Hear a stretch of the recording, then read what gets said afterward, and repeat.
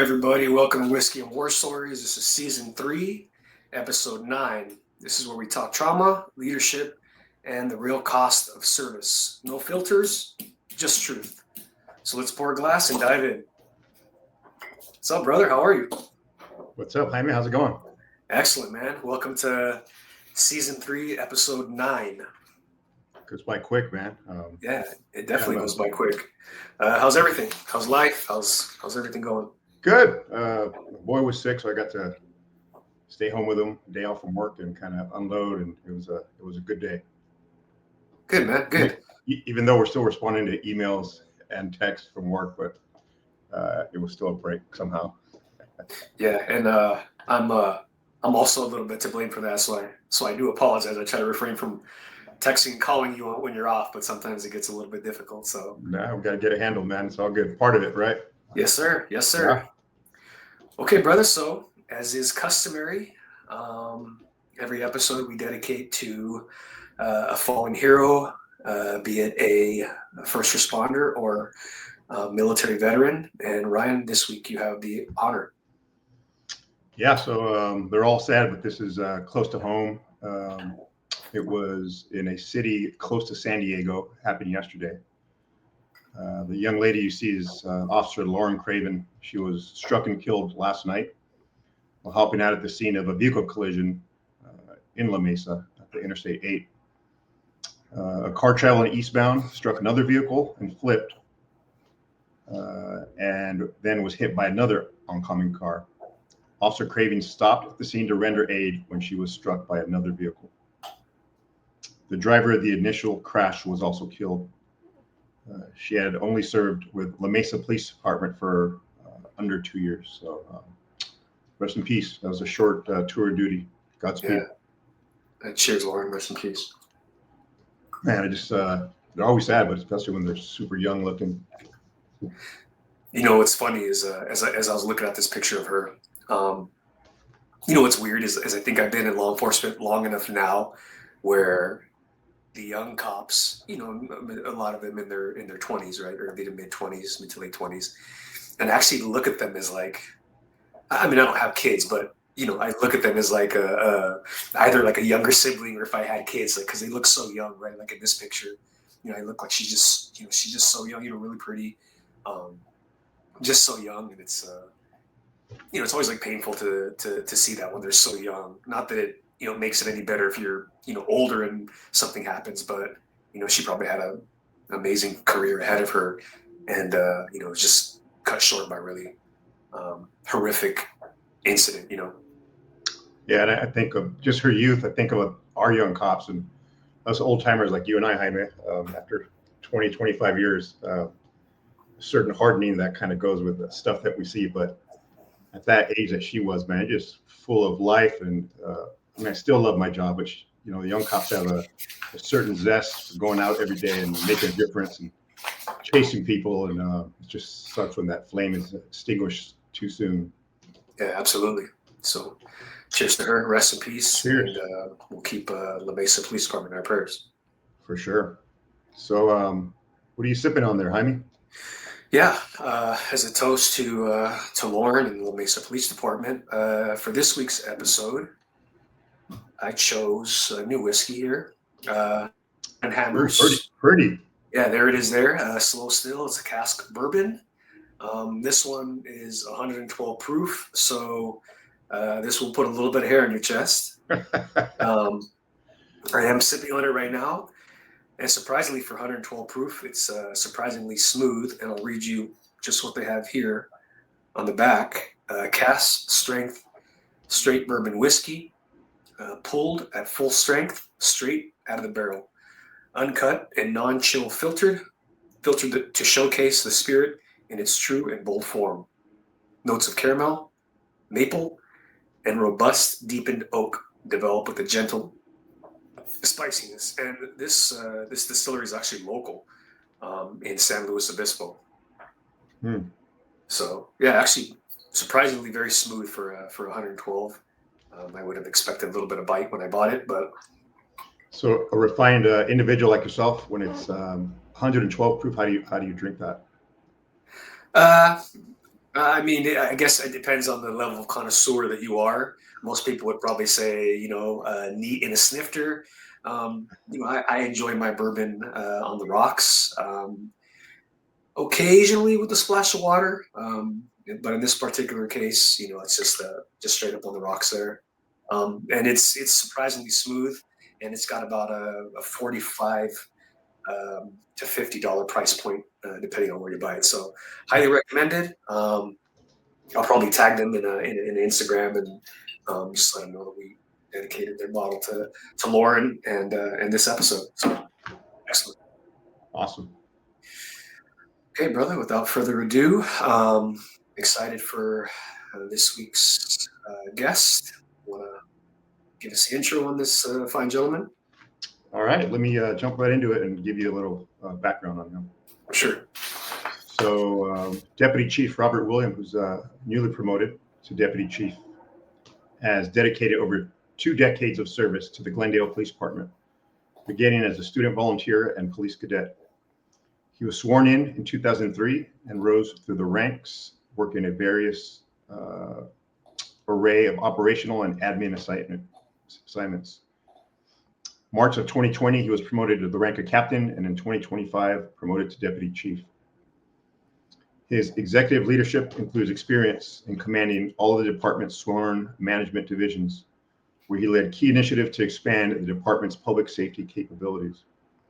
His knowledge and experience also include organizational strategy, labor relations, interagency coordination, and community engagement. Such as present company, he is a graduate of the prestigious FBI National Academy. Deputy Chief William also completed the Senior Management Institute for Police, SNIPS, through the Police Executive Research Forum, which I believe is in Boston. I'd love to go to that. He holds a bachelor's degree in criminal justice management and a master's degree in public administration. He grew up and continues to proudly live in Glendale, where he remains actively involved in the community through youth programs, schools, and civic organizations. Above all, he values his role as a husband and father to his 2 sons, who inspire him to serve with compassion, fairness, and vision for the future.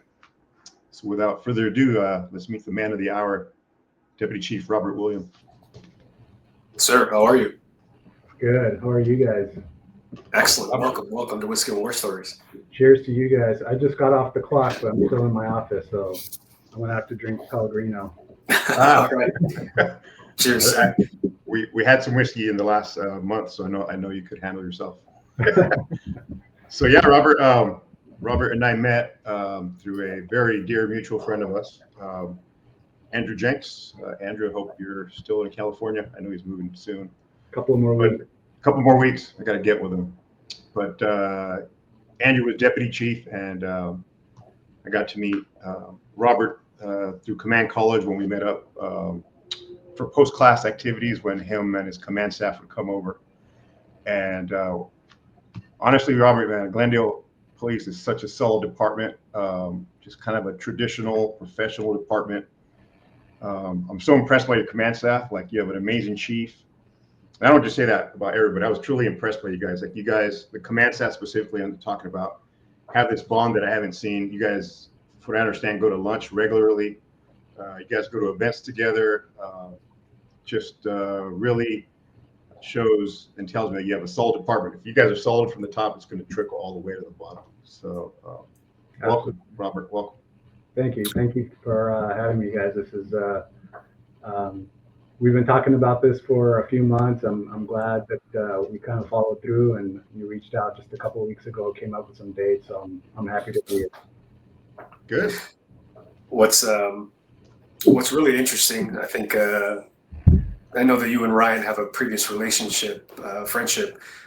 This is the first time we met, but what's really interesting is that the 3 of us, we share somewhat of a common background in that I think we're all homegrown in our respective cities and in our respective departments, in that we were born and raised in our cities. We joined our departments, whether it be explorers like Ryan and I believe you were a cadet, Yeah. sir, or an explorer. and have stuck with that same department our entire careers. Is that correct?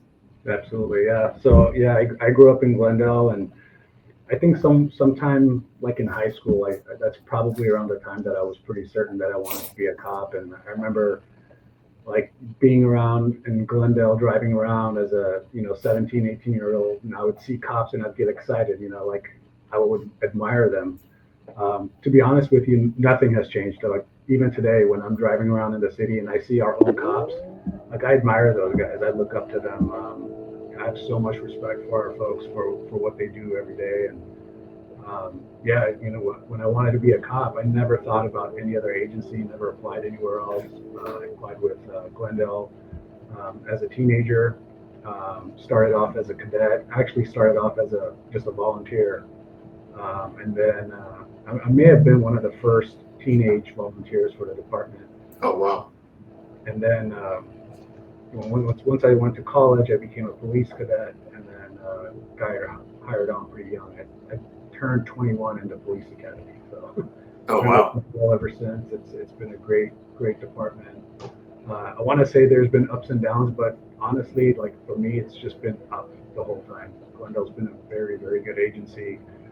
It's not just the current command staff. Certainly, our chief and the leadership right now is really doing well. But as far as I can remember, Glendale has always had a very good reputation. And why law enforcement? Obviously, I know the image of law enforcement has shifted from what it used to be. What was your aspiration, or what made you become a cop?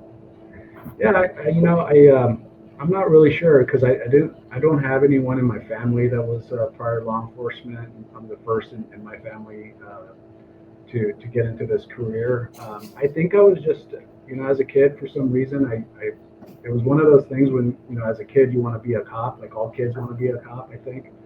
And then like you get older, then you kind of forget about it. You get into high school and all that, you start thinking about different jobs, different careers, and um, it kind of circled back to me. In fact, the one time, coincidentally, I was living in Glendale, and one of our officers responded to my street, to my residence, and there was some sort of a crime that happened, and they were looking for witnesses that came to our house to see if we saw or heard anything. And I remember just talking to that officer that night. Just that was my first like face to face with a Glendale police officer, and just admiring what he does. And I told him straight up, and as a 17, 18-year-old, I'm like, hey, I admire what you do. He's like, oh, you want to be a cop someday? I go, yeah, I do. And he's like, you want to go on a ride along? And I told him, yeah. And I'm thinking like, something that he's just suggesting. And he's like, I'll take you tonight if you want to go. And sure enough, that night he took me on a ride along, and the rest was history. I mean, that was the best thing I ever did. And to this day, he still works here, and that same officer ended up going on several ride-alongs with him Oh, wow. before I actually, started working for the department. But yeah, I mean, it's just it's one of those things where I wasn't really inspired by anybody in my personal life. It just kind of came to me. Yeah, I laugh because similar story to me. I was a police explorer. Well, before I became a police explorer, I was 14, and like any kid wanted to be a Major League Baseball player, and went on a ride along with my brother Hector, who was a patrol cop at the time in 1992, and we did everything short of getting in a pursuit, just zipping around the city, and I was hooked, man. Just like you, had a smile on my face, and I knew 100% that's what I wanted to do. Yep. Similar story, man. I mean, go ahead. Yeah, as before we start getting into some questions about some work stuff, and I know you got some, a really significant event that happened. Family, you're married, got kids. A little bit about that. Yeah, I married my high school sweetheart. We've been together since I think we were like homecoming dates, and we've been together ever since. We have two kids, a 14-year-old son that just started high school, and a 10-year-old son that's still going to elementary school. But yeah, there are a handful that, they're both involved in sports. I got my older one is in basketball, my younger one is in travel hockey, and that pretty much eats up a lot of my time and money. Travel hockey is a lot.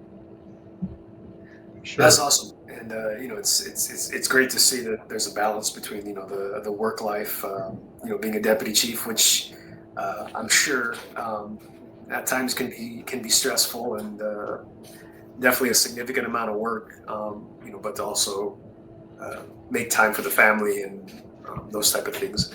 I always see that as paramount to being a good leader. Okay, Robert, that balance. Absolutely. Robert, for those of us, our viewers that don't really know, what does a deputy chief do? What does your job entail? I'm trying to figure that out myself. Good Actually, answer. just promoted to deputy chief about a month ago. You mentioned Andrew Jenks. He just retired, and he left behind a legacy. As you saw at his retirement, the number of people that showed up to his retirement. Big character, big personality in our department. For him to leave, it definitely leaves a big void. But our deputy chief position has historically been overseeing essentially our PSB, Professional Standards Bureau, IA, and things like that. But we have our Chief Sid came about 3 years ago. When he first came in, he promoted Andrew Jenks to deputy chief, and I think just the conversations we've been having as Andrew was getting ready to retire is just kind of like, what is this position exactly? What is it going to evolve into? And it's definitely evolving to more than just overseeing a division, but being a true number two. Being aware of like all the operational side of the house. Like you mentioned, we're a tight-knit team. Our command staff. We have 3 other captains that oversee divisions, as well as a civilian commander that also oversees the division. And I grew up with these guys in the organization. We're all very close. We have open lines of communication. So I work with them very, very closely. Ultimately, we all, answer to the chief, but I'm essentially his right hand to make sure that I'm overseeing operations and as well as my own division. All right. I think, but we'll figure it out as we go. But it's an exciting time for sure. I'm doing things that I've never done before. The Professional Standards Bureau is an assignment that I've never really worked, not as an officer or a sergeant or a lieutenant. So it's kind of cool. After 5 years of being a captain, I've basically worked all the other assignments. So this is entering a whole new environment as far as IAs go, and hiring personnel and things like that. So it's looking at policy and working with flexible and all that, and all the mandates that we have to deal with. So that's all new stuff for me. So, and how long have you actually been a police officer? It'll be 23 years soon. I've sworn. So I've been with the department a little bit more than that. I got hired in 2003, and I was a captain. I basically promoted to captain right when COVID started in 2020.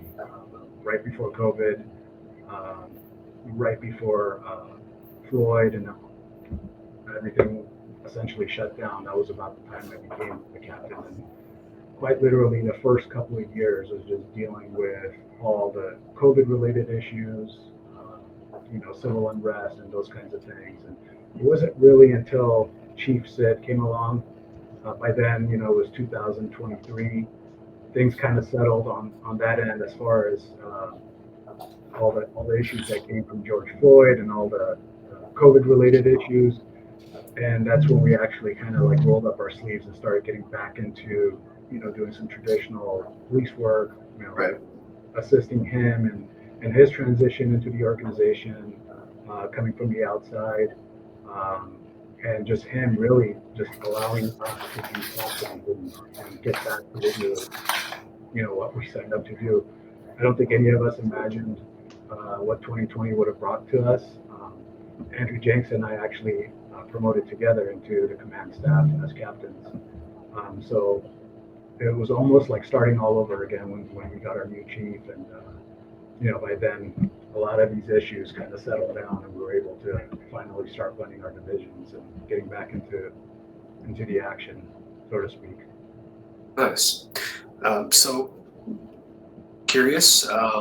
So going from a cadet all the way up to a deputy chief, kind of a two-part question. What does it mean to you to serve the same community where you grew up in, and how has that shaped your leadership style at work?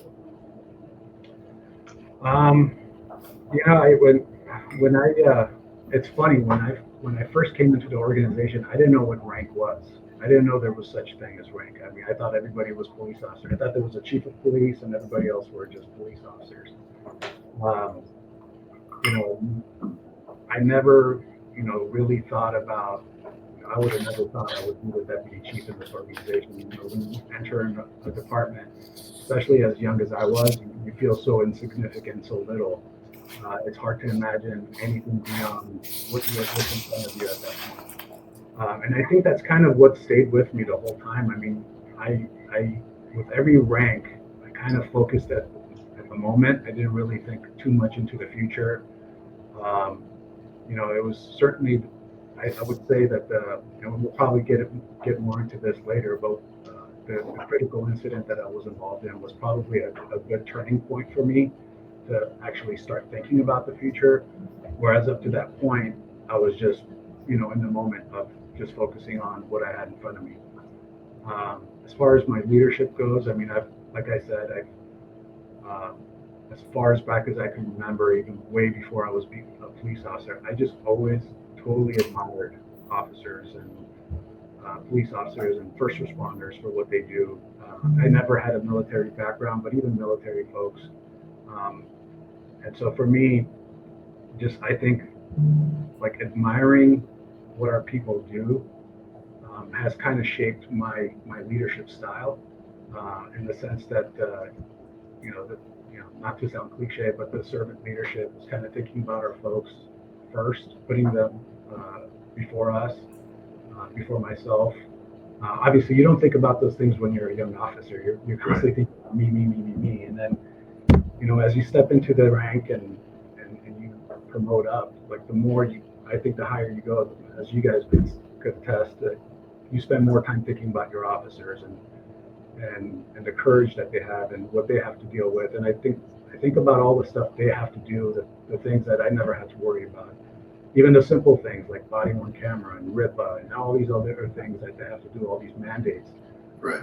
It wasn't that long ago that I was a street officer, yet I didn't have to do any of that stuff. So I just admire them for what they do, and they do it with pride. They keep their head up, like they don't let any of these things get in the way. Maybe they don't know any better, but for the most part, I think a lot of them are just happy to have the jobs and love what they do, and I love them for that. Good. Robert, I know you're already ahead of the game because I know a big thing that is important with command staff, which is not the case all the time, is credibility with the troops, right? And you have cred. You work gangs, you work tactical teams. I know that goes a long way with the troops. And to put a cherry on top, you took a round to the chest or the abdomen. So let's kind of get into that. I believe it happened in 2008. Walk us from the beginning. Tell us what happened, man. So yeah, the date was March 31st, 2008. At the time, I was an officer. It wasn't a gang unit. It's called the Special Enforcement Detail. It's at the time we did have a gang unit. We don't have that today, but we still have Special Enforcement Detail. And really, what Special Enforcement Detail is just you're field-based. You're not subject to any calls for service, and it's just being proactive, going out there. So a lot of times, the people that we came across were parolees, gang members, dopers. We would help out narcotics teams. We would help out essentially anyone who needed help at the time. Like if robbery homicide needed us to go look for somebody, we would do that. It's grown. Our special enforcement detail as a team has grown. At the time when I was in the unit, it was just one sergeant and 4 officers, and the 4 officers were paired up. The sergeant worked solo. And we drove around in the city in not your traditional police uniform, kind of like BDUs, driving unmarked Crown Vics. So that night on March 31st, 2008, Todd Anderson, if you have that picture up right now, he's the gentleman in the center with the salt and pepper gray hair, not the one with the black and white jacket, but the one next to him, the older gentleman. That's Todd Anderson. He's now retired. He ended up retiring as a lieutenant, but at the time he was our SWD sergeant. And a little background on him real quick. At the time of this shooting, I think he probably had about 20 years on the job. Prior military guy, prior narc detective. Before he promoted to sergeant, he was a narcotics. He served for a short time. I think he was a robbery homicide detective. So he came from, I mean, just this guy was a cop's cop, always a field guy. His experience was mostly, just dealing with dopers and gangsters all the time. So that night he's driving solo on Colorado Street in our city, and that's like one of the major thoroughfares in our city that runs through the entire city. So I want to say it was like Monday night, like 9 o'clock in the evening, so not too late, still fairly busy with a lot of pedestrian traffic, vehicle traffic, and he's driving down the street and he sees a guy walking down the street. And the guy was your, quintessential parolee looking dude. Shaved head, completely tatted up, sleeved up, like prison style tattoos. I think he had the teardrop tattoos on his head, big parolee looking mustache, better than the one that you're carrying, by the way. I shaved it. You're gonna inspire me to grow it again. Yeah, you're gonna have to. So this guy's walking down the street. Todd basically sees him. He looks like a good contact, like he's gonna make. He knows he's gonna make some consensual contact with him. And right away, the guy spots him too. Even if, it's a Crown Vic, it's an unmarked Crown Vic. For the most part, the general public doesn't, those cars don't really stand out to them. But unless you're a gangster or a parolee, you're going to spot that car right away. And the way Todd Anderson puts it, he's like, hey, we kind of both identified each other's roles in society. He saw him, kind of immediately identified the signs and symbols of I might be looking at a parolee right now, and the guy definitely picked out Todd as a cop. And the way he describes it is, they both kind of lock eyes on each other. Todd continues to drive down the street a little bit. He's looking in his rear view mirror and he sees the guy keeps looking over his shoulder. He's looking back to see if Todd is going to come back around. And sure enough, he does. At some point, Todd makes a U-turn and whips back and hugs the curb right next to him. Gets out of the car, tries to make contact with him, and the guy takes off running. And it's right there at the intersection of Colorado and Adams. And the suspect takes off running around the corner. As Todd comes around the corner, he sees the guy kind of going for his waistband. And, being a narcotics detective and an SED sergeant, he thought this guy's probably going to dump a bag of cocaine or whatever, meth or something like that. And suddenly he, basically over his shoulder, fires around towards Todd. Fortunately misses him, and that's when Todd puts out shots fired on the radio.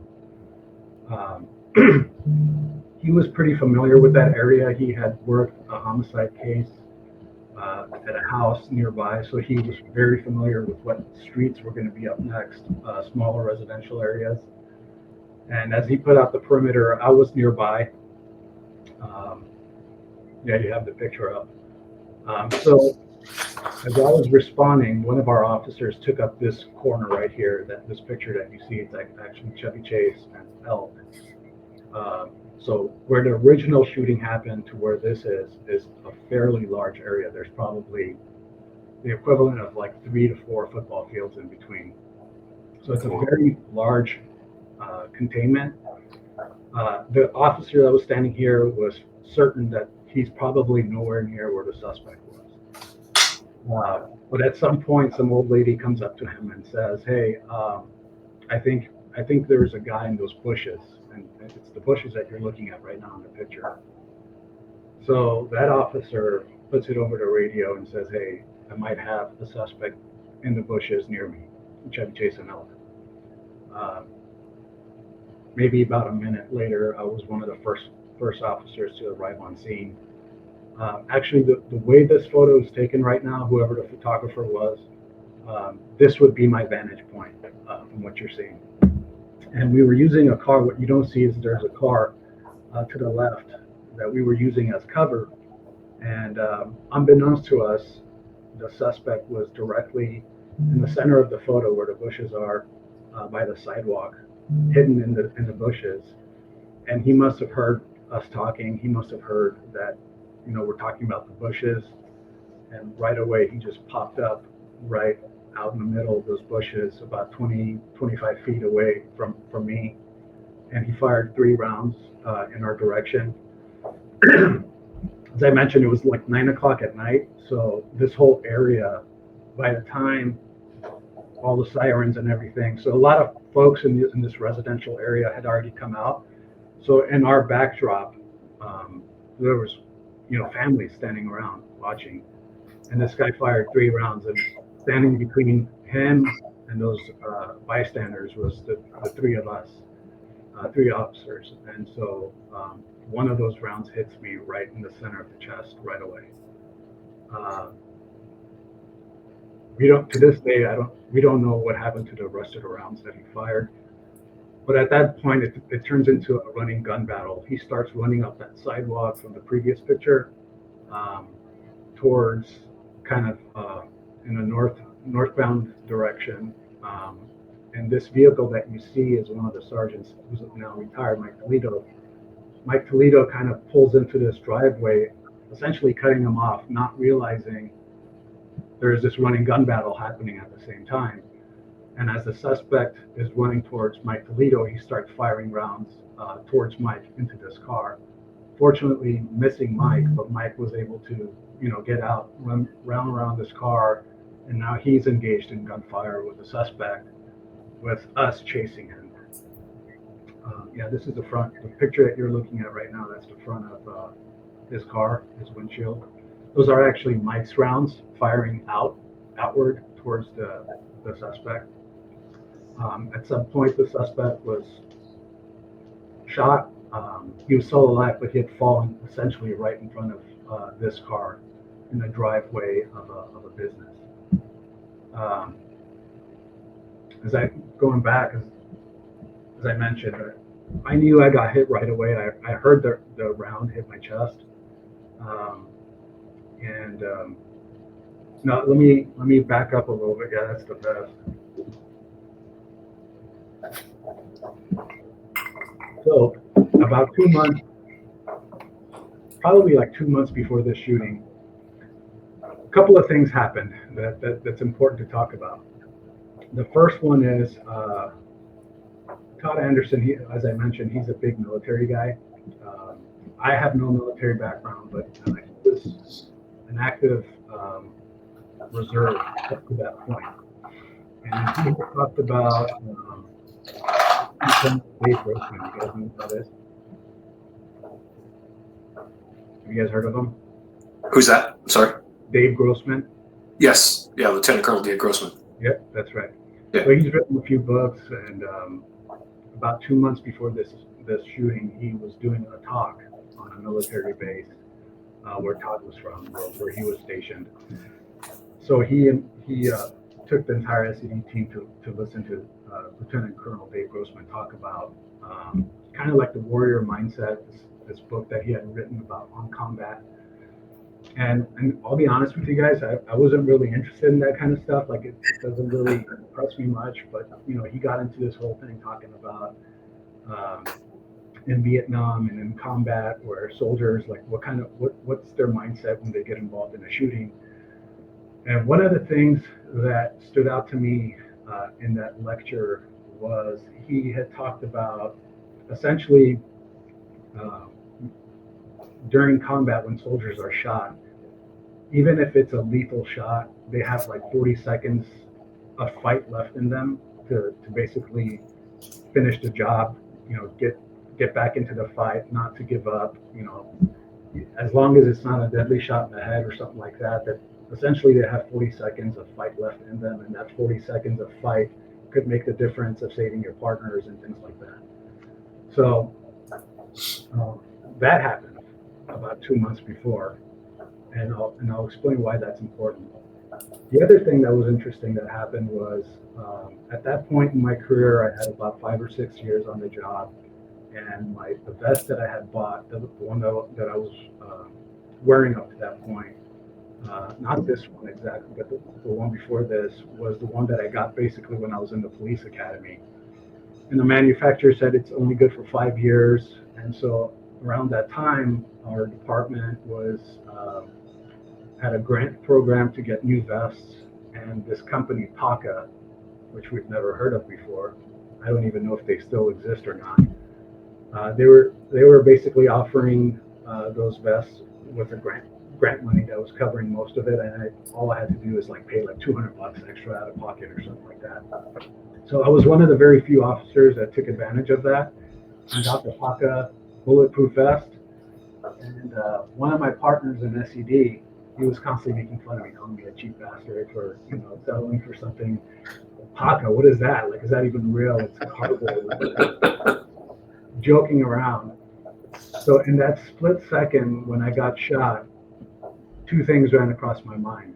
I have 40 seconds to live, and this PACA vest is not going to work.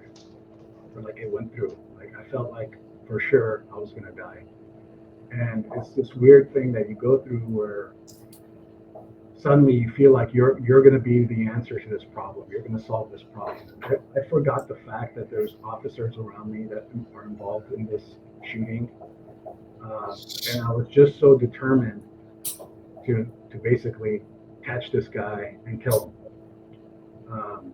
I thought I was going to die, and I wanted him to die with me. I wanted to take him out. And in that split moment of time, you don't really think about I'm a cop and that's a bad guy, good guy versus bad guy. It was kind of like the human instinct of getting him back. I'm going to die, and I'm going to make sure this guy dies with me. So when he had fallen in front of that patrol car and still alive, by the time I ran up to him, the gun wasn't in his hand. It was maybe 2 feet away from his hand. He was clearly still alive, looking at us and breathing and kind of moaning. And I remember kind of putting my front sight right on the back of his head, and I was halfway pulling the trigger, basically getting ready to kill him. And in that split moment of time is when reality kind of kicks in and training kicks in, and your senses come back, and it's not the right thing. He's not armed anymore, and just about then, the same guy who had called out about the bushes said, "Hey Rob, you've been shot. We got to pull you off." So he pulls me off the line to take me away, essentially take me to the hospital. Right about that time, the guy reaches for the gun again, and that's when multiple rounds are fired again, and at that point he's killed. Fortunately, no other officers were shot. I was taken to the hospital, and fortunately the vest did work. PACA company, I don't know if they still exist or not, but it did its job. The guy, just lucky shot, hit me right in the 10 ring, right in the center. To this day, I still have a scar from it because of the just the force of a 45 round hitting me dead center. But yeah, I still have that scar. It was a pretty deep cut, but initially when we got to the hospital, it was bleeding, and the doctors and myself thought that the bullet went through, and it turns out it was just a cut from just a blunt force of a 45 hitting me in the chest. And yeah, that's pretty much it. Robert, at the time that you got hit, I know you kept running and you stayed in the fight, but at that point you weren't sure if the bullet penetrated or you thought it did. I thought it did. Wow. Yeah, I thought that the vest failed, and that it went through. I didn't feel any pain. I actually heard the sound of my vest, that thump sound. Like it was so distinct. It was almost louder than the shot itself. Yeah, to this day, I really don't know how I reacted. What I recall is running after him.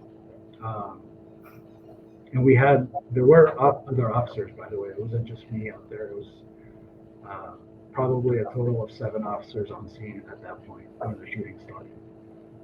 But like I said, in my mind, I thought that I was alone with him. What does that feel like, Robert? If you could put it in words, when you get hit and it hits the vest, is it more of a concentrated force, or is it your whole body's just impacted up? How does that feel? Well, I mean, like it's not like the movies where you like fall back. The gun he was using was a Colt 45. It's a pretty heavy round, but I guess my adrenaline was high. Even when we got to the hospital, they asked like, "Hey, what's your pain level?" I told the doctor like, "I don't have any pain right now." And as your adrenaline goes down, like it starts to kick in. What I didn't realize is that I ended up having a hairline fracture on one of my ribs. For like 2 weeks after that, like I couldn't laugh, I couldn't cough, like I was in pain. But that night when that happened, when I was at the hospital, like I don't recall having any pain at all. And this is before they even gave me any medication. At some point, I think over, as time went by at the hospital and your adrenaline starts to go down. I do remember telling the doctor like, "Hey, I'm starting to feel some pain in my chest and all that stuff." And they ended up giving me some medication for pain. That's about the extent of the treatment that I got at the hospital. So, Robert, you talked about, Ryan just asked you about physically, what did it feel like? So I'm curious, the flip side of that, what did it feel like emotionally or mentally? I know you did mention that, at the time you were thinking about, back to, Lieutenant Colonel Grossman and that time that you had, that you could still be in the fight. But was there anything at the time, was there anything mentally or emotionally that accompanied that physical aspect? Yeah, I think at the exact moment when I felt myself get shot, I think the only emotion that I can attach to that is anger, like just rage, absolute rage. And why is that? I think fear came in later, but I think it was the anger of thinking that like this guy just took my life. I'm about to die. And it's just weird when you feel like, and I'm the only one that can solve this problem. Even though there was other cops around, I felt like this is my problem to solve. He took me out, and I'm going to take him out. I just wanted to like get back. I wanted to like get back at him, catch up to him, run up to him, kill him. And even when the officers pulled me off the line, like I was upset. I wanted to go back, especially when I heard the additional rounds being fired. I figured he probably went for the gun, and that's what happened, and I just missed my opportunity to kill him, to shoot him myself. And that's just like raw human emotion. At that point, it's really not about your training. Like as much as you train and as much as mentally get yourself ready for something like that. They talk about it from day one, from the academy and on. And, in the back of your mind, you kind of expect that this might happen to you until it happens, until you're actually hit and you think you're going to lose your life. Like there's some raw human emotion that comes in. Um, that training doesn't really get you ready for that. I think it did at some point when it finally caught up with me at the last second as I was pulling my trigger. And who knows, if I didn't have that training, if I didn't have that mindset, could I have pulled the trigger? I think about that all the time. Could I have done it? And mind you, he was unarmed at that time, and still alive. They ended up putting me in the police car. They didn't want to wait for the ambulance. A few of my partners threw me in a Crown Vic, driving me down to the hospital. And at that point, it went from anger to fear, like I'm gonna die type of thing. Were you vocalizing that to the officers that took you to the hospital? Did you No. do you ever say anything to them? No. In fact, I was pretty quiet and silent. And I remember the officer that was driving me. He's also now retired. A guy named Mike Severo. He was driving me to the hospital, and I can hear the panic in his voice. I can see the panic in his hands, just going down 100 miles per hour on Chevy Chase, trying to get me to the hospital. And at some point, I recall telling him, I said, Mike, if this bullet doesn't kill me, I think you are. You need to slow down. He was good. Very typical cop humor. I was just going to say. That kind of broke the ice a little bit, even with him. He kind of filled out. We got to the hospital. I'm like, okay, it's been more than 40 seconds. I'm still alive. I think I'm good. But as I walked in to the ER, I walked in. I didn't have to be carried in or anything like that. I remember that the doctor took my uniform shirt off. He took off my vest. I was wearing a black T-shirt underneath. We took that off, and when I saw the blood, I think that put me in shock, in a state of shock. That's when I'm like, oh man, this is it. And I remember that the doctor basically wiped off all the blood, and he kept telling me, he's like, hey, it didn't go through. You're going to be okay. This is just a cut. And he kept repeating that because I guess I wasn't being responsive. I recall that. But that was it. You go through these emotions very quickly, from anger to fear. And at some point you get distracted because so many officers ended up coming into the ER. Eventually, command staff ended up showing up, and so you're kind of constantly distracted, and you don't have time to really take in what's going on at that moment in the hospital. Well, Robert, tell me about the first phone call you gave either to your wife or family, whoever that was to. At what point in that day did you make it, and how did that conversation go? What did you say? Yeah. So I specifically remember in the hospital room, kind of everything was chaotic. Mind you, there's still a lot of chatter going on the radio back at the scene. Multiple officers have been involved in the shooting. This was a pretty big running gun battle in our city. This doesn't really happen in Glendale. And so there's a lot of radio communication going on. And I specifically remember our helicopter unit, the pilot saying, hey, where does the officer's family live? We can fly in and bring them in. And I remember hearing that on the radio, and I'm thinking, I can't believe this is all happening. This is crazy. This is all, and mind you, a lot of the officers knew that I had been shot, but they didn't know what my condition was. Some of the sergeants on the scene had no idea what my condition was. So for all they knew, I was probably dead or I was dying or something like that. So they're trying to get my family in. And I said, I got to call my wife. I got to do it myself. I don't want, because guys were offering to call her and talk to her. I said, no, I need to do it myself. By then I was newly married. I didn't have kids. We'd been married for about a year at that point. And I remember calling my wife and I'm like, hey, what are you doing? She's like, I'm at Bonds, shopping, grocery shopping. I'm like, all right, well, I've been involved in an accident and I'm at the hospital. And she's like, oh, did you get into another car accident? I had been involved in a car accident before that. I said, no, a little different than that. I've actually been shot. So she kind of gets, panicky, and I'm like, hey, I'm talking to you, right? Like, if I'm talking to you, then everything is okay. She goes, yeah, okay.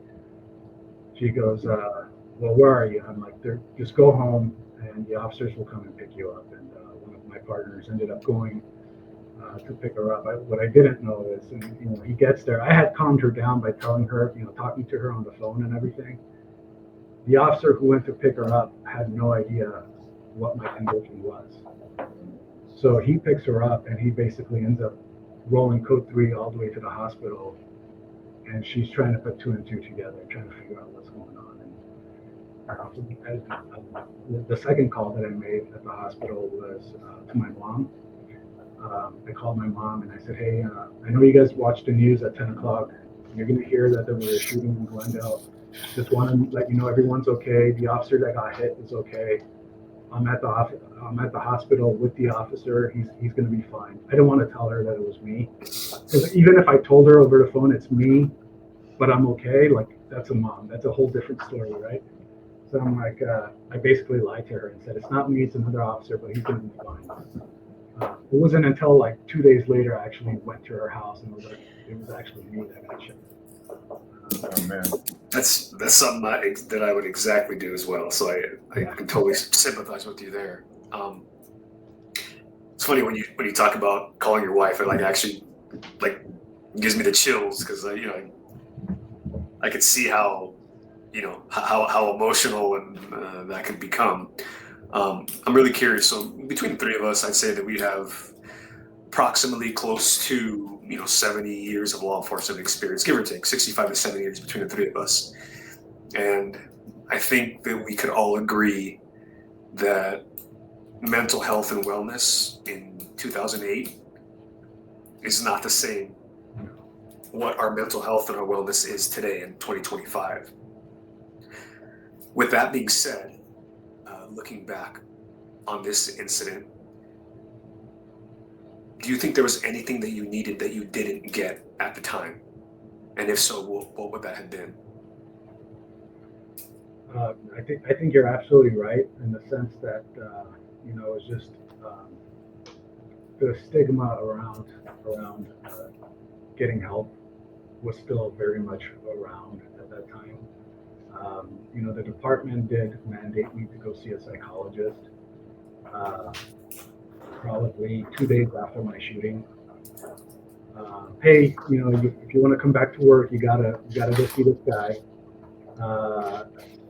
He's down in Orange County, so you got to drive down there and go see him. Like, totally different than what we would do today.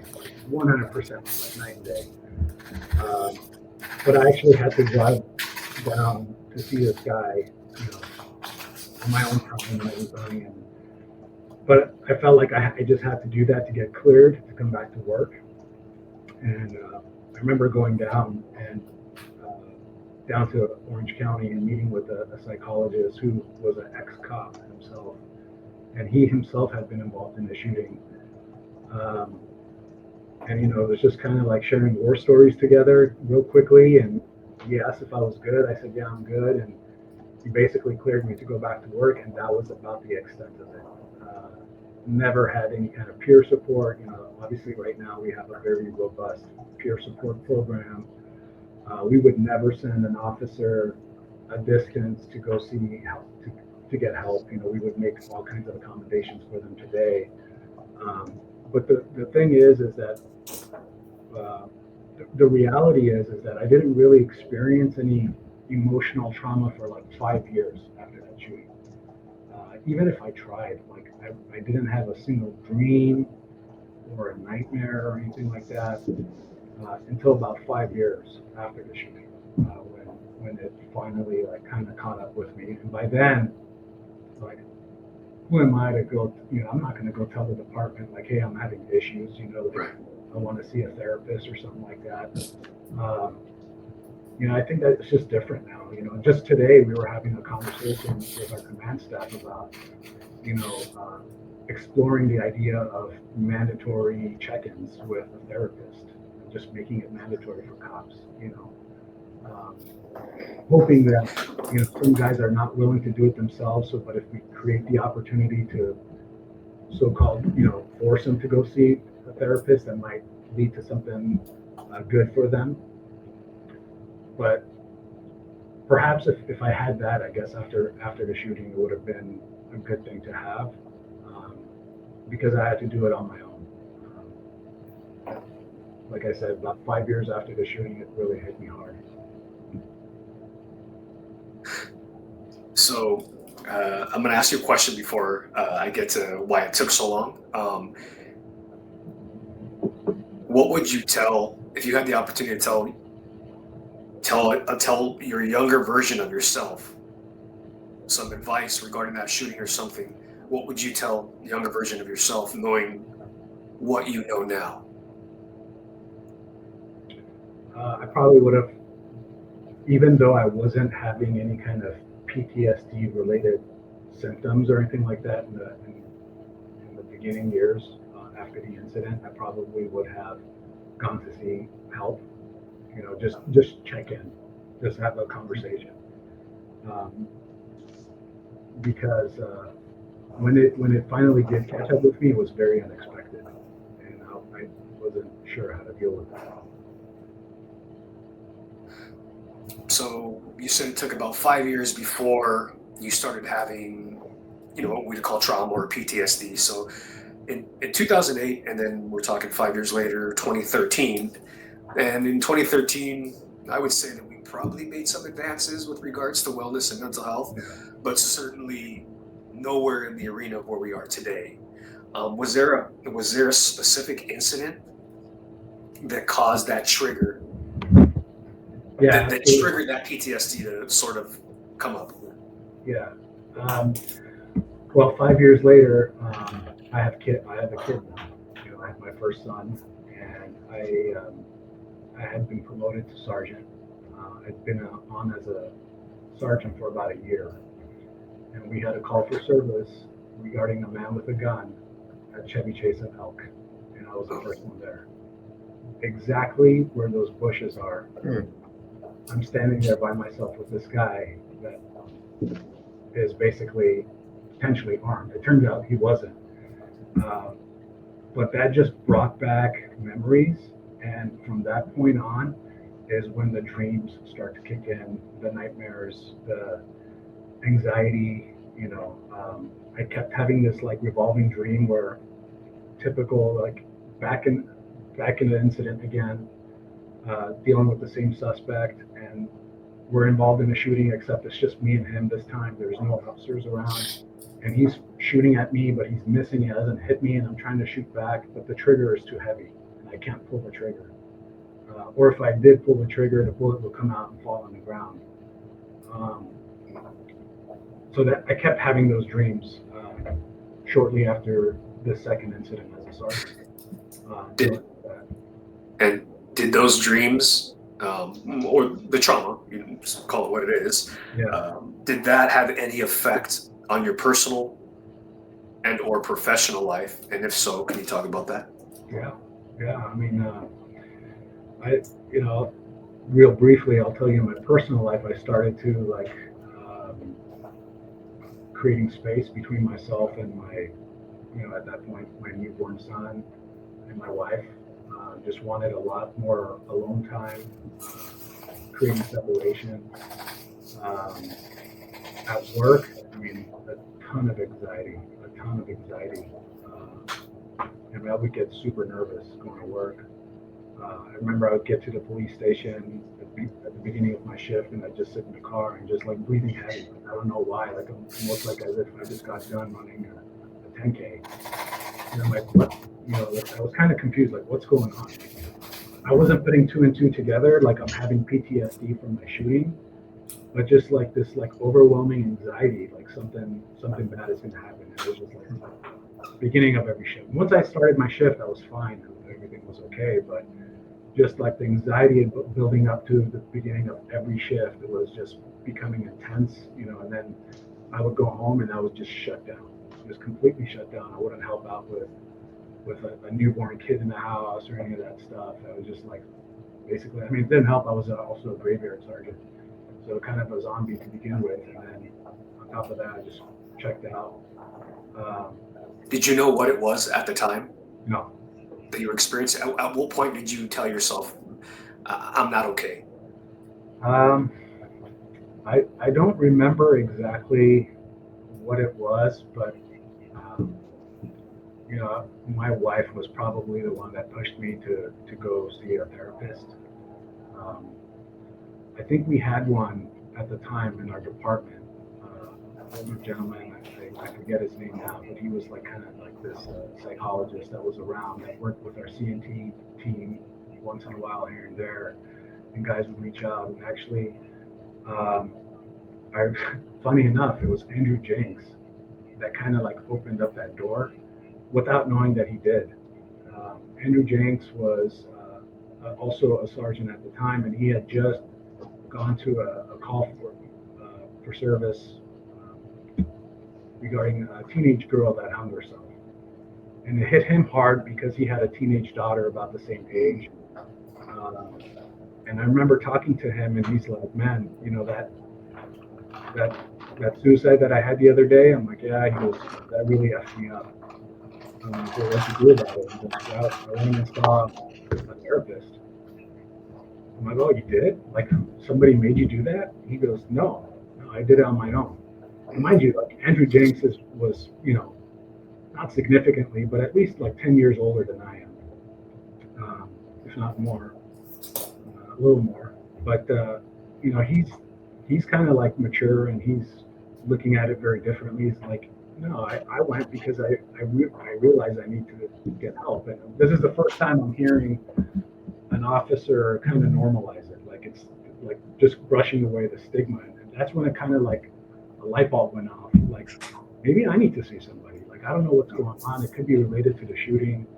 I'm having these dreams. I'm having this anxiety. Like things are not right with me, and that kind of got me to start thinking about it. Was there ever, so at that time you were a fairly new sergeant, correct? Yep. You had been involved in an OIS years prior, and not just involved in an OIS, but you were actually shot, which is extreme. It's rare to get in a shooting, but even extremely rare to be a police officer that's shot and survived. And I'm sure that I mean, let's call it what you had some street creds at that point, right? You were probably, at least in our department, someone that had went through something like that would be, a legendary cop, so to speak. People would know your name for a very long time. Um, having that and knowing that in the back of your head, was there ever a time, even years later, when you started feeling this trauma come up? Did you ever feel like it was weakness if you said anything? To be honest with you, no. Um, I can see why. I can see why people might feel that way. Mhm. The stigma was still definitely around. I think in my case, I just wasn't thinking it through. Like I wasn't thinking that seeing a therapist or getting help was an option. It was just one of those things where I'm like, "Oh, I can deal with this. Like whatever it is that's happening, I can deal with it." You know, starting off with like ignoring it, and then like, okay, well, I'll find a way to. And I didn't turn to like substance abuse or anything like that. Fortunately, like I have my share of drinks and things like that, but Sure. like I didn't turn into an alcoholic or anything like that. It was just like I can tell I'm not the same person. My wife could tell that I'm not the same person, and she would broach that subject with me, but we wouldn't get into these like full deep conversations about it. It was just more like I think the anxiety, like I would have like panic attacks. Um, there was times where I would avoid Chevy Chase and Elk altogether. Oh well. If I had to go through Chevy Chase and Elk to get to a call, I would go around. I find another way to get to my Right. destination and try to avoid that intersection. Um, and of course, like I'm a brand new sergeant, and I'm there's a sense of responsibility, like for the officers, for my team. Like at some point, like my senses came together, and I realized like I probably need to get help, even if it's not for me. But if I want to be a successful supervisor, like something is messing me up right now. Like I need to see a therapist. And I didn't even know how to do that. Like I wasn't willing to at the time go to my department and say, hey, I need to see a therapist. In fact, I don't even think that we have officers. I mean, we probably do have officers that would do that right now, but the way we have it with the Counseling Team International, it's so anonymous, and the phone numbers are everywhere. Any of our officers can call the number and see a therapist without ever having to reach out to their supervisor or get approval from the department or anything like that. Um, During my time when this happened, that wasn't an option. And if I went to my at the time, if I went to my lieutenant and said, "Hey, I'm kind of messed up. Like, I think I need to see a therapist," like that would, probably strike up. Not that they wouldn't do it, but that would strike up a conversation. Like, all right, how are we going to pay for this? Absolutely. So I just kind of did it on my own, like through my own insurance, secretly. I remember meeting up with a therapist and not disclosing what agency I'm with or anything like that, because I'm like, okay, I'm not really sure how this works. Right. I think today we do enough good of a job to our officers that they understand the anonymity of like hey, this is like no one's going to share your information. Like we don't, to this day, like we know that the counseling team services is being used, and we have no idea who's using it, and that's okay. We don't want to know. But at that time, like I just didn't know how it works. What's interesting, Robert, is you spoke about how the anxiety and everything didn't come up till 5 years later, and that's a parallel that me and Jaime see again on this episode. Is it takes that long sometimes for it to surface, and a lot of it's just the way we're wired, we compartmentalize, keep it bottled in, we stiff upper lip and keep going. Like you said, man, you got to go in and like manicure that lawn before the weeds get too long. I think that's key to do it. Even hearing you speak about the cop that went to pick up your wife and went code 3 brought back some anxiety to me. Quick story, but when our officer Greg Casillas was killed, it fell upon me to make the notification to his wife. And I remember getting dressed, and I look at myself in the mirror, and even though it wouldn't matter to the wife, I wanted to look the most professional I could. So I got the lint roller. Not that it would matter, but that sticks out. And I got a young cop in the locker room. I'm like, what are you doing? All right, you're driving. Let's go code 3 to this house. And I remember walking up. It was in Upland, peaceful night. I remember seeing the light from the front porch, and I remember thinking it was so peaceful. And I told myself, I'm about to screw this poor lady's night up. And knock on the door, and she looks at me, and she seems okay because I think she believes maybe I was Upland PD, maybe a music call. And I said, "Are you Greg Casillas' wife?" She said, "Yeah." And I said, he's been shot. It's pretty bad. I got to get you to the hospital. I remember going code 3 with her, just like you said,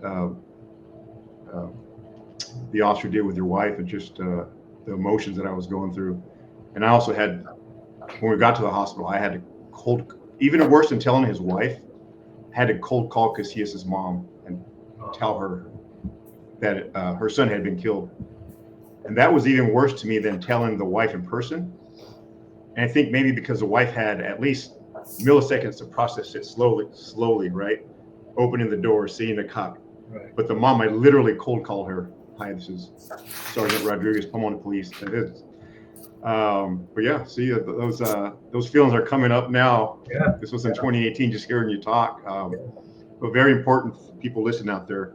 Even if you don't think you have trauma, like Robert said, go out and see somebody. It's important. It's important to you. It's important to the health and safety of your family as well. Yeah, I mean, think about the stuff like our officers have to deal with. I mean, it doesn't have to be, getting shot. Like seeing a kid get killed or some anything that's traumatizing, like day after day after day, and like cops are experiencing things that no other human beings are. The things that we're seeing, it's just not normal. And you're right. Like it bottles up, and at some point it's going to come out. Um, and we've seen what that looks like when it does. Unfortunately, we've had so many. Sometimes I think about like IODs, right? Like officers going out IODs and things like that. Like, who knows what those officers are experiencing, and what they're dealing with, and what they've seen, and what's holding them back. Like, it would have been easy for me when I was going through those anxieties and panic attacks and things like that. Like, God, how I would have loved to have like hurt my knee or my back and stay home, and not have to worry about that kind of stuff. But so I got a two-part question for you, Robert. One, what were some coping mechanisms that helped you get over your trauma, or is it something that you're still dealing with today? I fortunately, Glendale, we have a large department, but at the same time, it's small enough where it really does feel like family. And I have a lot of friends. Being in a small unit certainly helped. Being in SED, my partners and my sergeant, especially my sergeant, Todd Anderson, he was directly involved himself. Like, he would not let things settle with me. Like, he would constantly check in with me. So just having a good support at work, even though we didn't have like technically we didn't have a good peer support program, but we had an unofficial peer support of just being friends and having good friends in the organization. But the other funny thing is like this weirdest thing of I got into fishing like crazy. It came out of nowhere. And the week of my shooting, one of the first things I did sitting at home, because I didn't work right away. That first 2 weeks I was home. I want to say like 2 or 3 days later, like I went and got a fishing license, got a fishing pole, and just went to the lake. And then I just developed this like obsession with like fishing, and it was like nonstop. I was going to the lake 3-4 times a week, on the weekends and things like that, just trying to get my mind off of things. But then like I was by myself on the lake, so you can't find yourself thinking about it. And did that help you? Not as much as going back to work. I think going back to work is what helped me. I think the more time I would have spent at home, the more I would have been thinking about it and dwelling. Why do you think that is? Just being distracted. Again, I think being part of a specialized unit helped. It would have been a lot harder if I was a patrol officer, going back to work and being in the patrol car by myself. But having a partner to go back to, and a sense of responsibility. I wanted so bad to be in the SED that I just want to get back to it. I think that's probably what helped most is just going back to work and staying busy, just getting back into doing police work. Robert, how did this incident change you? How has your experience? Oh, sorry, go right. Yeah, we're probably gonna ask the same question, Jaime, but how did this incident change you, Robert? Number one, as a person, and number two, as an officer, and more specifically, as a leader, as a deputy chief now. Yeah. All things said and done, at the end of the day, I think this incident made me a better person than not. It is a big part of my life now, and I do think that, I think I mentioned it earlier, up to that point, I wasn't really, I was just living in the moment and not really thinking about anything in the future as far as my career goes, even like my personal life. I was married to my high school sweetheart, but we weren't really into the thought of being a father or whatnot. Like, that wasn't really running across my mind. And I just, you get a different perspective when you come back close to that. I don't think there's any other way to put it. Like, I mean, I felt death's breath on my face, and when you experience something like that, it forces you to look at life differently, cherish the moments, and like, I used to smoke cigarettes up to that point. Literally the day after that shooting, I never touched a cigarette again. I just wanted to be healthier. I just wanted to have a healthier lifestyle. Got into running, got into bigger Vegas and things like that. Um, kind of, I I started to think about the organization more. Like the bigger picture, and not just so much about myself. Um, yeah, I mean, I can't really pinpoint exactly the changes. I feel like because it was so early on in my life. I was 25, 26 years old when this happened. Um, and those are like the formative years of your career too. When you start off in like 21, like I did. Um, I think it did shape the trajectory of my career in a sense where I started to think about the future. Like, hey, I want to be more than what I am today. Like, I do want to be a sergeant someday. I am going to go after that. I'm going to try to promote, do more with my career. And then when I did promote, the understanding of what these officers could face, the ultimate sacrifice that some of our heroes have made, and understanding that perspective, I just have such a strong sense of appreciation for what they do. I'm kind of uh, like their biggest fans, whether they know it or not. Like, I appreciate the work that they do. It can be a shitty job sometimes. It can be a tough job. And don't get me wrong, it's still noble. I wouldn't take anything back. Like I said, this incident that happened to me I look at it as a positive experience. Um, but I also understand like how this could screw somebody up too. Um, and just looking out for that. And just it was so timely today for us to have a conversation about mandatory check-ins with the counseling team. Yeah. So, so Robert, you've been around the department long enough, where you saw post mental health and wellness to now what you categorized a little while ago as a robust peer support and mental health program that you guys have at Glendale. What were the pivotal moments or the voices that helped drive that change to where you guys are today?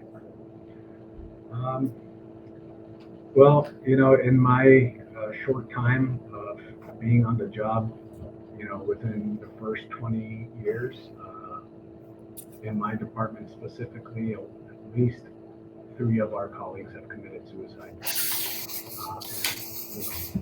That's such a heavy thing, including our former chief. Um, that's such a heavy thing for a department to go through. Um, I'm one of the sorry, you first said your months, former chief committed suicide? yeah, yeah, Oh my gosh. after his retirement. Um, but Oh, wow. in total, I think in my career, 4 of our officers, whether they were employed at the time or after retirement, have committed suicide. And it's just that has an impact on an organization. It weighs heavy. One of the first ones that I experienced was a really popular sergeant that everybody loved, and I didn't get a chance to work with him that often, but that weighs heavy on people. And at the time, he actually committed suicide 2 months before my shooting, um, and that was a heavy, heavy time in our organization, and we didn't. I don't think anyone was prepared to deal with that. I don't think anyone was prepared to deal with the mental health issues that his peers had to deal with. Like, to this day, I don't know what kind of help they got. The people that were closest to him in our organization. God forbid for it to happen again, but unfortunately, that's reality, and I think we're in a better place now where, like I said, God forbid if it was to happen again, I think we're better prepared today than we were, 15, 16 years ago. Hey, Robert, You've had an amazing career. You're now deputy chief. If you could have a glass of whiskey with that young kid that was a police intern, cadet, what would you tell him, man? I think Ryan cutting out. Sorry. Did you get that, or did I cut out? I think that part cut out, right? Yeah, the question was, if you could have a whiskey with your younger self, the cadet, taking your whole career into account, what would you tell yourself? What advice would you give yourself? Knowing what I know now, I would have, like I said, I think I would have liked to have, even when I thought everything was okay in the beginning years after the shooting, the first year or the second year, is probably to go get some help, get myself ready for what was to come. I thought I was okay, but you think about these things and you're like, man, I'm trying to remember what happened with my shooting, and I'm not joking. Like within the first couple of years, I couldn't remember much about my shooting. But once the anxiety and panic attacks and things like that came in, then I started having vivid memories of the shooting, things that I couldn't remember before. 75 years later, these vivid things about the smell and the fears, the things that I remember, certain things officers said at that moment at the time of the shooting that suddenly came back 5 years later. I mean, that whole thing was bottled up somewhere, and for whatever reason, it wasn't affecting me in the beginning years, and when it bottles up, fortunately for me, it didn't blow up in my face. I mean, it came close to it, but at least if I had some sort of help, some sort of therapy leading up to that it probably wouldn't have been, or maybe it wouldn't have hit that boiling point. And going back to what I was saying with younger officers, we can't expect them to do that. We can't expect our officers to know when they have to go get help. I think a lot of guys that they come to work, they want to do their jobs, and they deal with trauma. They think they see things, and we have a dark humor about stuff, and we try to mask it with it and move on to the next thing. But time and time again, our officers, our detectives are seeing things that are just horrible things to see, and I do think that at some point that's going to hit a boiling point. After 23 years of law enforcement, after rising to the rank of deputy chief, after being involved in an OIS where you were actually shot, is there anything that still keeps you up at night in your position?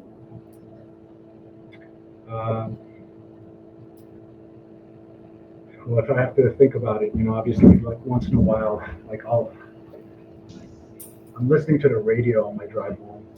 Sometimes I have that anxiety of hearing that first words of shots fired on the radio. We've all heard it before. To me, it comes in the voice of Todd Anderson. I still remember when he got on the radio and 12 shots fired, and hearing the fear in his voice, and then minutes later dealing with the emotions that I dealt with. If anything, I think about what our officers have to deal with, and sometimes we have hairy moments where I'm listening to the radio and I can hear the fear in the officer's voice, or at least the stress of whatever they're dealing with at that moment. Those are the kinds of things I think about now. Is I'm safe and sound now in my office, and I think about the officers that are out there in the field and what they have to deal with, and the experiences that they have, and how are they managing traumatic situations. God forbid if they were to get involved in something critical as the one that I dealt with. But since my shooting, we've had multiple other officer-involved shootings. Fortunately, none of which where our officers have been hit or anything like that. But it's a scary thought to think that's a very likely possibility. And you guys were just the La Mesa officer, she just lost her life. I mean, just she probably had a bright future ahead of her. I think she probably had like what, a year or two on the job, fairly Yeah, young. 2 years, I think, if I was correct. Yeah, I mean, the bulk majority of our officers right now are, less than 5 years on the job, and just very impressionable, and they're not really thinking about this kind of stuff. They're thinking about their careers, and they're trying to grow. They're trying to develop and become good cops, get into specialized units, and um, so unfortunately, hopes and dreams can come to a crashing halt with one incident, and so I worry about that a lot. I think about that a lot. Robert, so as we start to wrap up episode 9 here, I want to ask you. First off, I want to make a comment that command is a very heavy burden, and as a number 2 man, and Ryan as a number 3 man, I know that the stress can be heavy. Thinking about a 24/7, the line officers and our cops out there in the field, and I feel that at a smaller level as a lieutenant, but more so as a captain, even more so as a deputy chief. Um, if there's one thing that you can tell your cops or followers, people that have a potential future in law enforcement, what's one thing that you would tell them for career sustainability, for them to be able to have a successful and what we hope to be a long-lasting career? What would you tell them?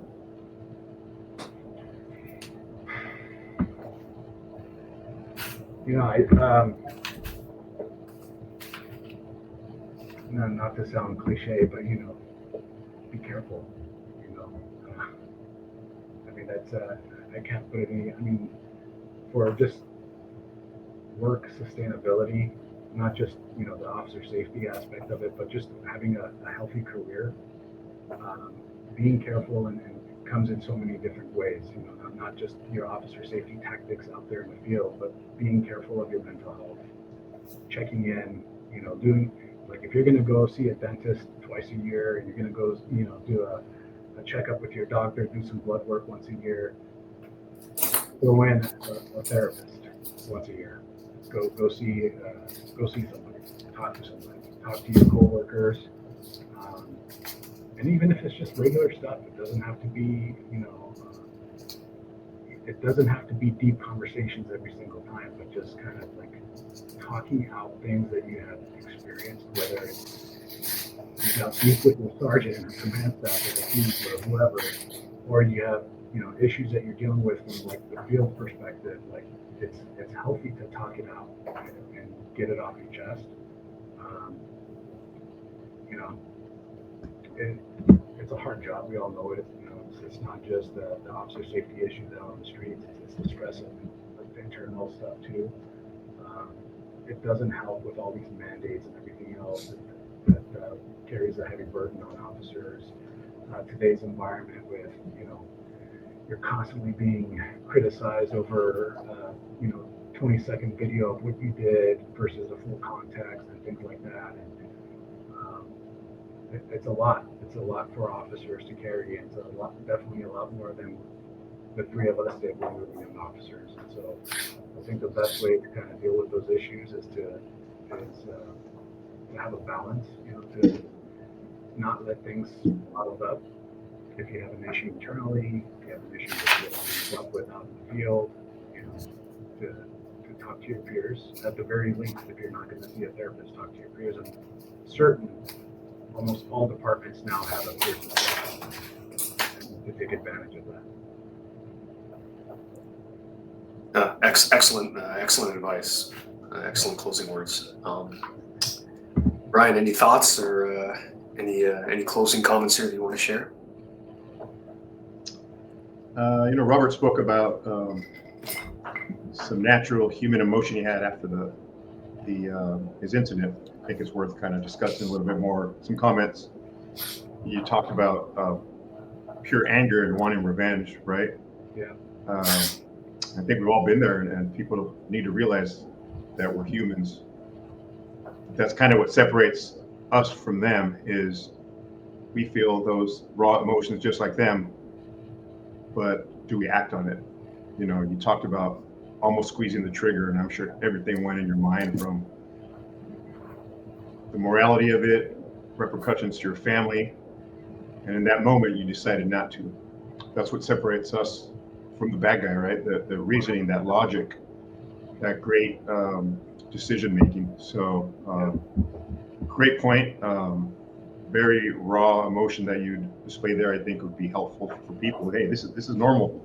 It's not in the TV where we're going to try and shoot somebody in the hand. You know, I had a friend that recently was on the show and spoke of a shooting. He later told me, he didn't say it on the show, but once he got shot at, he just wanted to kill him, right? That's normal human emotion. But then training kicks in. I'm a professional, ethics. What's the right thing to do? We're not killers. We're here to resolve this with justice, which you did. So kudos to you, Robert. You rise to that moment, right? Like, you're not even thinking like, this is what I've trained to do. It's just, you know, your mind takes you there because you've been trained that way. Exactly. We're wired like that. So thanks for coming on, Robert. You're a class act. Did amazing. Chief Sid definitely made a great choice. I know you have the best interest of the troops at heart. You're smart. You're right there in your community where you grew up. You're great for the city, great for the troops, and I'm honored to have you as a friend. So thanks for coming on. Thank you.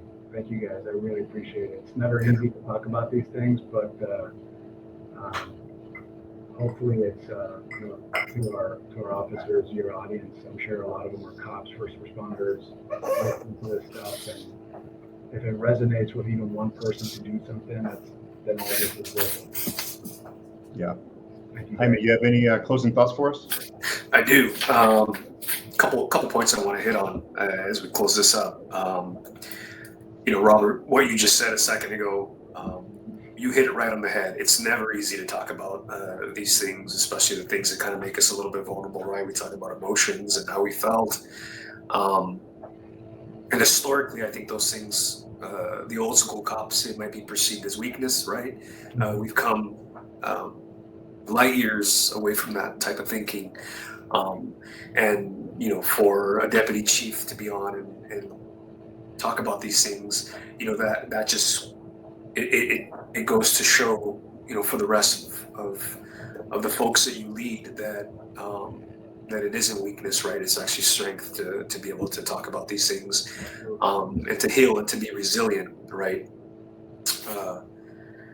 So first, I want to touch on really two things as I close up. The first is suicide is not bias, right? It doesn't have a certain folk that it looks for, right? I know when you talked about the suicides that you had experienced in your tenure in your department, the one that you said was a chief, retired chief, and it really caught me off guard, and I had to ask you, was that a chief that you said? We normally don't hear that at that type of level. You know, it's really rare. Again, it just goes to show you, it doesn't matter if you're a 2-year cop that's experienced a traumatic incident, or you're a 30-year retired veteran that's experienced cumulative trauma over years. Maybe that's been left unchecked or whatever the case is, but it's not biased. It could happen to anybody at any age. It doesn't discriminate gender, race, any of those type of things. It can happen to anybody. So that's an important point to note. And you know, for those that listen, you know, a lot of the advice that you gave, Robert, about seeking out help, and which kind of segues into my next point. You had made this interesting point about, you know, we go to the dentist a couple times a year, the doctors on our regular checkups, right? Why don't we do that with our mental health? And I thought, you know, such a powerful point that you made. But I've never actually heard it put in that type of perspective before. But it is, right? I mean, we do these things for our health, right? And mental health is part of our health. It's, you know, it's almost the same thing as going to the doctor for your annual physical, and getting your teeth checked, and if you have bad eyes, like most of us do at our age, we do those on a yearly or bi-yearly basis. And why not mental health, right? Just because we seek mental health, it doesn't mean that there's something wrong. And that's kind of why we're doing this, Whiskey and War Stories. And that it doesn't mean by seeking mental health that something is wrong. Maybe there is, and that's fine to seek it. But I think, we're proponents of also seeking mental health, just like you would get your teeth checked, right? Just to do that regular checkup, just to make sure that everything is on point, right? And if there's something you need to talk about, that you can talk about, and maybe during that conversation, there's things that we bring up, right, that we didn't know were hidden. You had talked about your incident. It took 5 years for it to resurface, right? I always think about, like, on the SWAT team, when we get gassed, at least for our team, it's a couple times a year we get exposed to gas, right? And that gas, it stays on your clothes, right? And sometimes you don't wash them right away. You throw them in the corner in the laundry basket, and you go to wash them a couple days later, and you forgot that there's gas on those clothes, right? It stays there, and you go to put them in the wash, and all of a sudden you start getting teary-eyed and your hands burn, and you're like, oh shit, I forgot we just got gassed. It's kind of like PTSD a little bit, right? It stays there. It stays there. It doesn't go away, and if you disturb it, it's going to mess with you again. That's a good way to put it. And that's kind of like PTSD a little bit. So you made a phenomenal point about, it should be just like anything else you do on a yearly checkup. Doesn't mean that you're wrong, you're broken. It just means that you're getting your teeth checked, your eyes checked, your yearly physical, and your wellness. And I like how you made that it to be kind of a natural thing. Yeah, what a phenomenal episode. Thank you for all the advice that you gave. Having met you for the first time in person, I've heard a lot about you through Ryan. And having met you for the first time, you certainly live up to everything that Ryan has talked about you. And the one thing that I also want to mention that we didn't really get much of a chance to is you did attend the FBI National Academy, and by that very virtue, we are brothers. You attended the class, the session right before I did. Best of the best, Ryan. That's FBI Director Christopher Ray. I was the class right after you, in the very last class before the new FBI Director. But there you are, a very very prestigious accomplishment in your career. So thank you for being on. We'll give you the floor before we close this out, and any closing words that you want to say before we close out. No, honestly, I didn't know about this podcast up until Ryan told me about it. But God bless you guys for having this. Hopefully it grows, and you have more officers listening to this type of stuff. I'm sure you have other great guests on this show. And officers who probably have dealt with worse things than I have, and so it's important to keep it going. And good on you guys. Good job for bringing this topic to light, and making it a conversation. And I think it's a really important thing that you guys are doing, and I appreciate you guys inviting me on the show. Hopefully, like I said, even if it resonates with one person out there that's listening, I wish him or her the best. And to everyone, really, God bless our first responders and our cops and firefighters for what they do, because it's not an easy job. Really appreciate everything. Thank you, sir. And Hey, Robert. Go ahead. Getting shot in the chest is pretty bad. It's up there. Yeah, I don't know if there's anything more it's up there than that. Yeah. So, and on that note, ladies and gentlemen, our followers, thank you to our special guest, Glendale Police Department Deputy Chief Robert William. Thank you very much for joining us. Thank you guys. Appreciate it. All right, Jets. Good night. Thank you Good very night. much. Take care.